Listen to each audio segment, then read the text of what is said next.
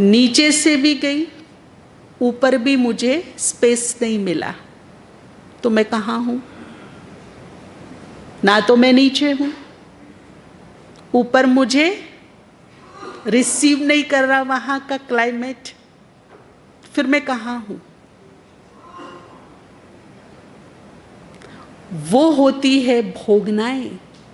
जब आत्मा को भोगनाएं मिलकर के वो शुद्ध स्वच्छ होकर उसी ही लेवल पर आती है, ऊपर जाती है, फिर उसको रिसीव किया जाता है। वो निगेटिविटी जो आत्मा में कमी कमजोरी पड़ी ना, उनकी धुलाई होती है उस समय। इसीलिए बाबा ने कहा तुम्हारे हाथ में है, योग बल से खुद को पाप मुक्त बना लीजिए, ज्ञान बल से बना लीजिए, या फिर भोगनाओं से बना लीजिए।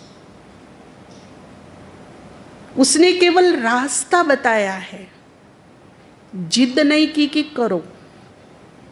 उसने चॉइस दे दी है हमको। देखिए, एक रास्ता ये है और एक रास्ता ये है। एक योग बल से चुक्त कर लो, एक भोगनाओं से कर लो। दो रास्ते हैं, चॉइस तुम्हारी है।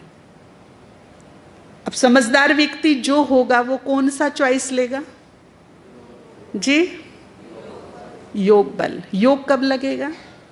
बहुत शिकायतें आती हैं, हम समाधान टीम के लोग हैं, बहुत मेल मैसेज हम रोज पढ़ते हैं। ब्राह्मणों की जो मोस्टली शिकायत है, योग नहीं लगता।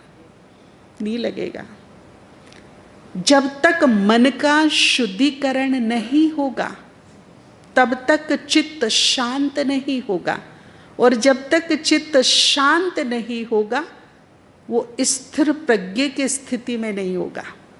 स्थिर प्रज्ञ मन को जहां चाहे वहां स्थिर हो जाए, मन मना भाव हो जाए। इसीलिए मन का शुद्धिकरण मस्ट कंपल्सरी। इसके लिए हमें आज इस अवसर पर यूं सोच लीजिए कि बहुत गई, थोड़ी रही, थोड़ी में भी थोड़ी रही, कोई भरोसा नहीं है। मुझे मेरा एक पल का भरोसा नहीं, अगली मिनट का भरोसा नहीं। आपको है? श्योरिटी है? कोई श्योरिटी नहीं। तो अब सीरियसली हम अपने पर काम करेंगे।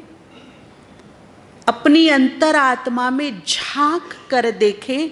एक बुद्धिमान विवेकशील व्यक्ति जिसके पास सद विवेक है, उसे ना अपनी दोनों चीजों का बखूबी पता होना चाहिए कि मेरे अंदर टैलेंट क्या है, खूबियां क्या है, गुण क्या है, और मेरे अंदर कमी कमजोरी अवगुण क्या है।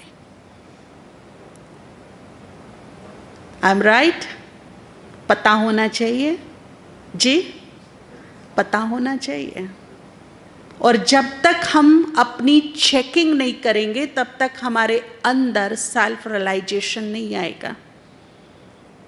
तो अपने अंतर मन की गुफा में जाकर के देखें कि मुझे कौन सी चीजें, कौन सी बातें तंग कर रही है, क्या है मेरे अंदर। सबके लिए अलग अलग हो सकता है ना। किसी में ईगो बहुत ज्यादा हो सकता है, किसी में क्रोध बहुत ज्यादा हो सकता है। फिर इनके खानदान, केवल क्रोध कहने से वो नहीं चलता, पीछे बहुत लंबी लाइन है क्रोध की, सूक्ष्म से सूक्ष्म चीजें।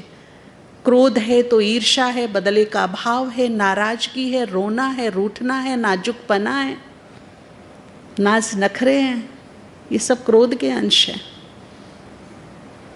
ईगो है तो उसकी भी लंबी लाइन है ना। जैसे एक बुखार होता है तो बुखार कई प्रकार के होते हैं, फिर उनके सिम्टम्स से हमें मालूम पड़ता है कि ये हो सकता है। इसी तरह ये रोग हैं आत्मा के, इन्हें अपनी कमजोरी समझना ही नहीं। जैसे शरीर को फिजिकली बीमारियां लगती है, हम उनका परहेज करते हैं, मेडिसिन लेते हैं, ट्रीटमेंट लेते हैं, वो ठीक हो जाते हैं। ठीक इसी तरह से कलयुग में आत्मा को ये रोग लगे हैं।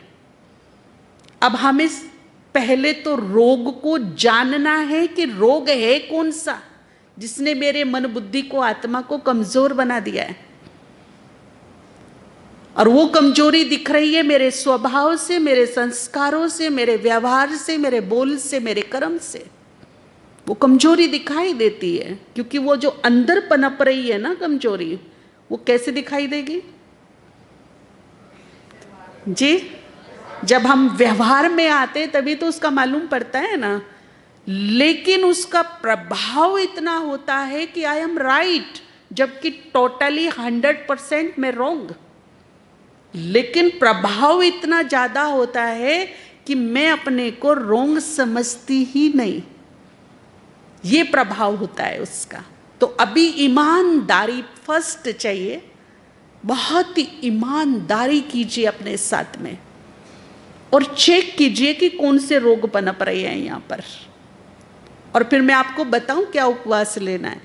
रोग पर फोकस मत कीजिए, रोग किस वजह से हुई है, किस कमी से हुए हैं, उसको भरने का प्रयास कीजिए, उस पर फोकस कीजिए।